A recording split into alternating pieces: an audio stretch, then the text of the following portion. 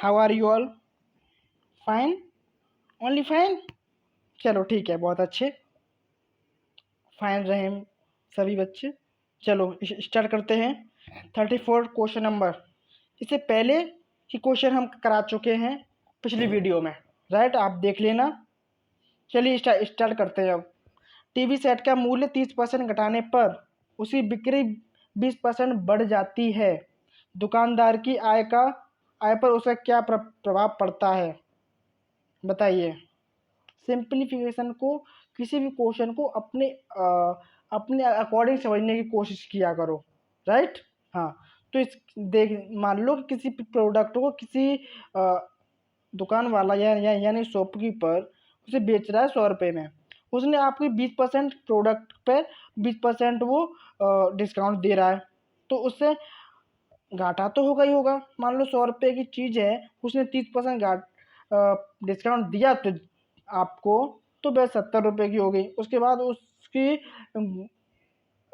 Customer तो बढ़ेंगे ही, यानी कि उसकी बिक्री तो बढ़ेगी, राइट। तो इसमें आपकी दुकानदार की आय पर क्या प्रभाव पड़ेगा? दुकानदार की आय तो वैसे भी कम होगी, थोड़ी बहुत नहीं, बहुत होगी। तो इसमें आपको कमी तो होगी ना। तो इस पर सीधा फंडा समझा करो कि कमी है तो कमी तो बहुत ज़्यादा होती है, क्योंकि उसने कॉस्ट टू कॉस्ट से 30% डिस्काउंट दे रहा है, यानी D option is right answer, right. थोड़ा समझने की कोशिश किया करो। हाँ, क्वेश्चन नंबर 35। 4 खिलाड़ियों की औसत उम्र 18.5 वर्ष है। अगर उस कोच की उम्र भी उसमें शामिल की जाए तो 20% बढ़ जाती है। 20% बढ़ जाती है, तो कोच की उम्र बताइए। यानी कि किसी एवरेज में, यानी कि कोई ग्रुप है 4 लड़कों का, उस ग्रुप की एज है, और उस ग्रुप की लड़कों की एज की औसत है 18.5। अब इसमें कोच की उम्र की एज एवरेज उसमें ऐड कर दिया, राइट।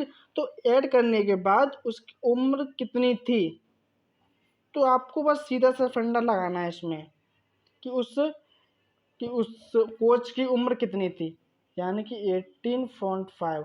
ऐसे सवालों में आपको कुछ नहीं करना, डायरेक्ट फंडा लगाया करो। 20% बढ़ी, ठीक है, शामिल कितनी हुई, 20% ऐड हुई उसमें, तो 20% का इंटू कर दो उसी में, तो आपका कुछ इतना आएगा 17.0। तो 17 सीधा फंडा क्यों नहीं समझते हो? Option number D. Next question क्या है आपका? चलो हिंदी ग्रामर आपकी स्टार्ट हो गई। एकल का विलोम शब्द है। एकल का विलोम शब्द क्या है आपका, बताइए। एकल का विलोम शब्द क्या है? ऑप्शन नंबर ए बहुलक। दर्प का पर्यायवाची शब्द कौन सा है? दर्प का सिनोनिम्स तिरस्कार या व्यथा। ऑप्शन नंबर सी है आपका अहंकार, ऑप्शन नंबर डी आपका स्वाभिमान। बताइए। स्वाभिमान तो हो नहीं सकता। दर्प यानी कि किसी के अंदर कुछ भावना, कुछ ऐसी घमंडता, यानी उसके अंदर दर्प है, यानी कि ऑप्शन नंबर बी अहंकार, राइट। हाँ, चलो अगले क्वेश्चन पर चलते हैं। मरने मन को हरने वाला, यानी कि अपने आपके मन को हरने वाला वाक्य के लिए नीचे दिए गए विकल्प में से एक शब्द चुनिए। यानी कि मन को हरने वाला ऐसा कौन सा आपको शब्द आपको दिख रहा है इसमें, बताइए। मन को हरने वाला, मनोहर भाई, मर्मांतक हो नहीं सकता, मदमयी हो नहीं सकता, मदमस्त हो नहीं सकता, Manohar is right answer. Next question. गागर में सागर बनना, यानी कि थोड़ी बात में बहुत कुछ कहना। ठीक है, थोड़ी चीज में बहुत कुछ करना। दोहे की रचना करना इज नॉट आंसर। थोड़े में बहुत कुछ कहना राइट आंसर। बहुत बोलना या कम बोलना कुछ नहीं, इनमें से कुछ भी नहीं है, only B answer is right answer. Next question चलते हैं। शुद्ध वर्तनी का चयन कीजिए। शुद्ध वर्तनी का चयन कीजिए। बताइए इसमें शुद्ध वर्तनी यानी शुद्ध शब्द कौन सा है?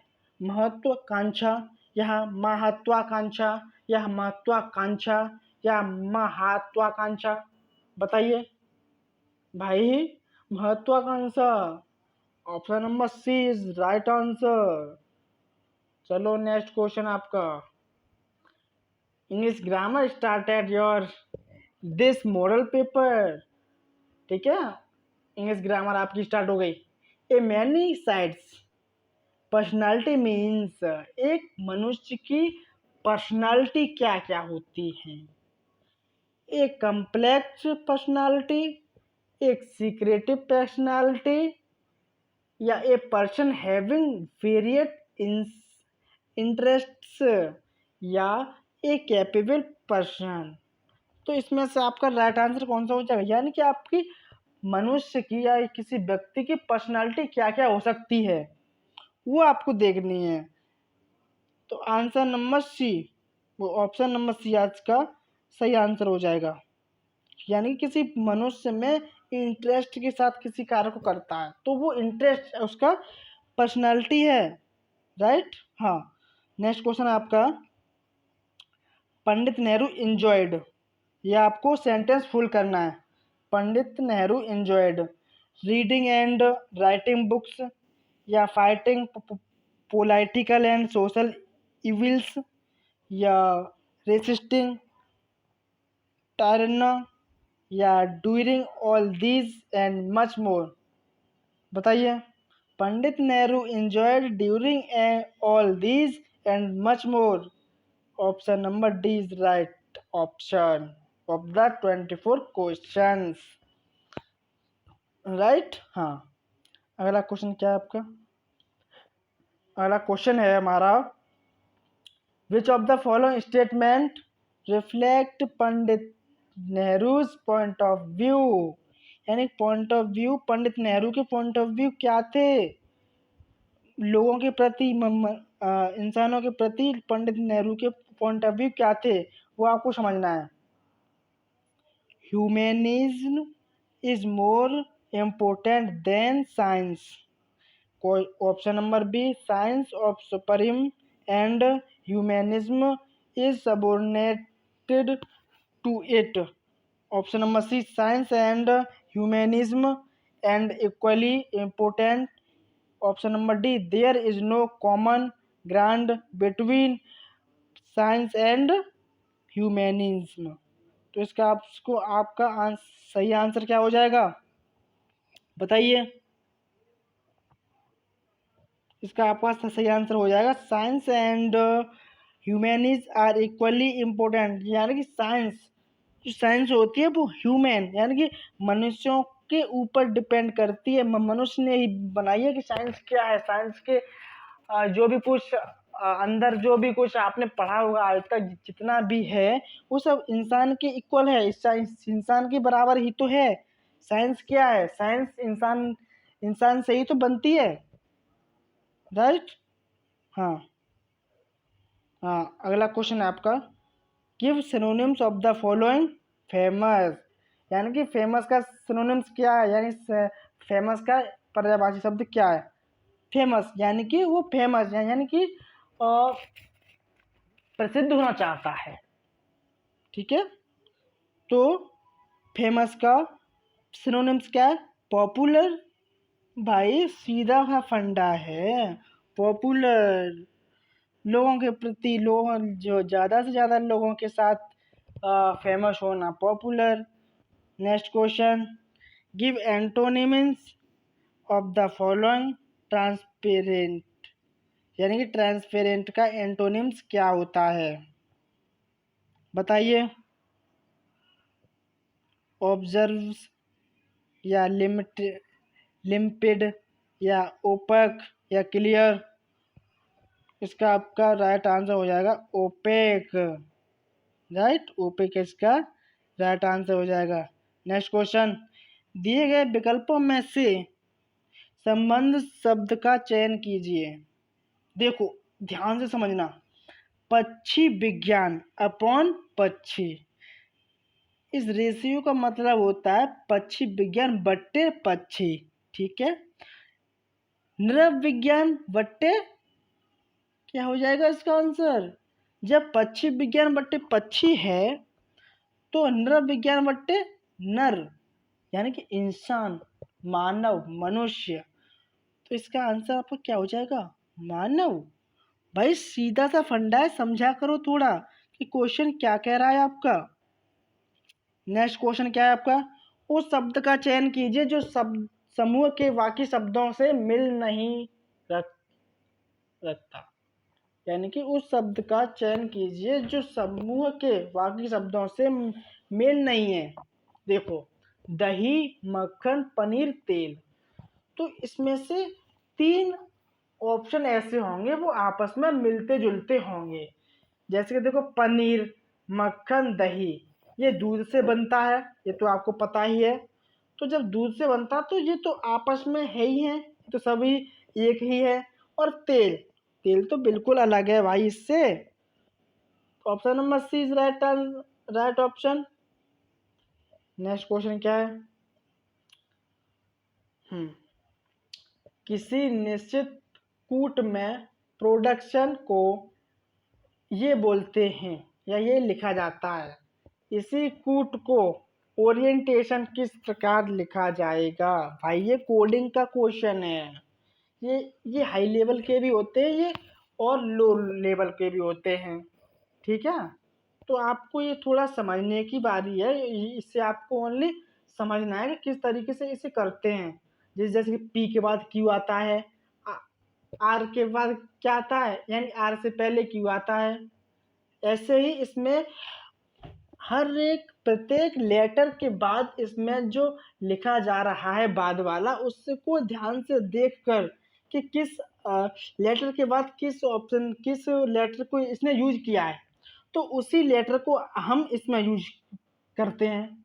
ठीक है, जैसे पी के बाद इसमें क्यू यूज कर रखा है, यानी पी के बाद तो क्यू आता ही है, और आर से पहले क्यू आता है।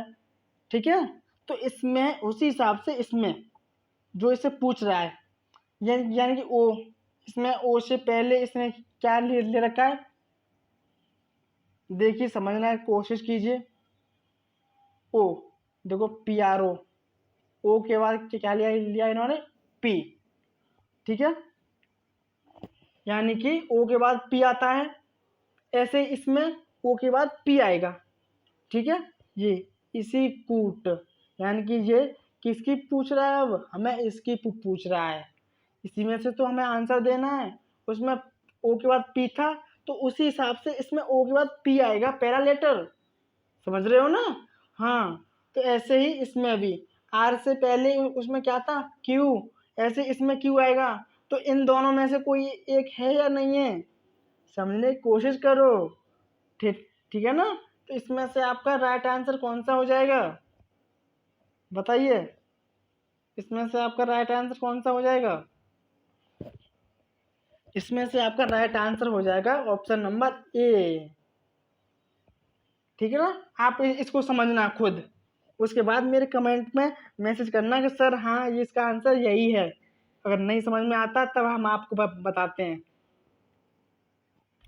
रीता की ओर इशारा करते हुए निखिल ने कहा, मैं उसकी माँ के पुत्र का इकलौता पुत्र हूँ। रीता निखिल से किस प्रकार संबंधित है? समझने की कोशिश कीजिए।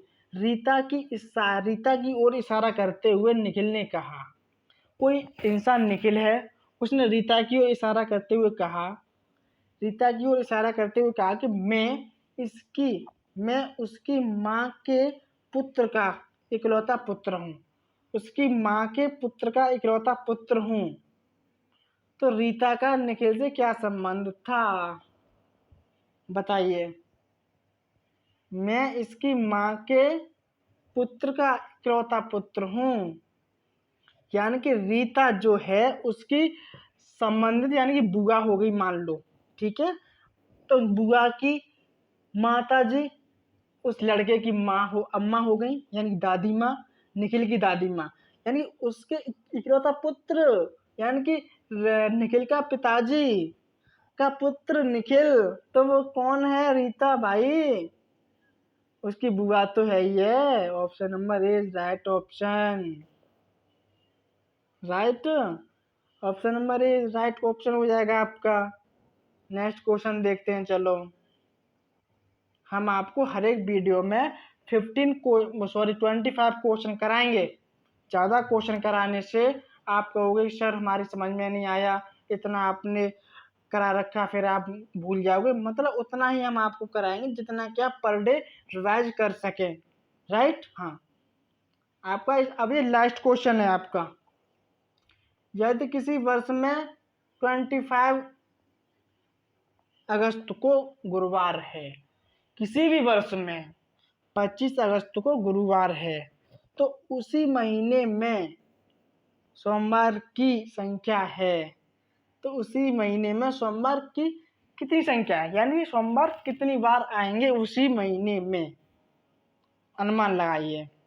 यानी कि 25 तारीख को गुरुवार है, 24 तारीख को बुधवार, 23 तारीख को मंगलवार, 24 यानी 22 तारीख को क्या हो जाएगा आपका